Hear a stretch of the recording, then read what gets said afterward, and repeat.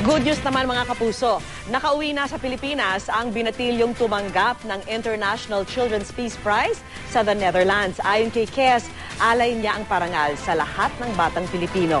Saksi si Rafi Tima.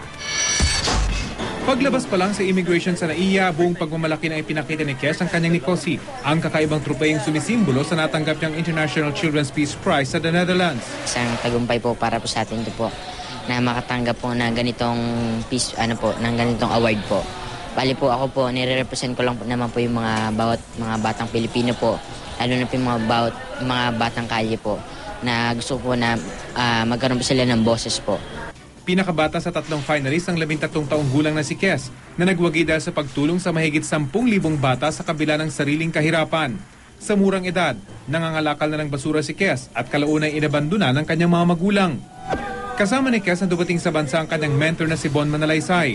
Gayon din si 2009 CNN Hero of the Year, Efren Peña Florida. Maraming mga kagaya ni Kes. Hindi lang siya nag-iisa doon sa grupo ng Club 8586. At yung mga bata na nasa kalye, talagang meron tayong makikita dyan na diamante.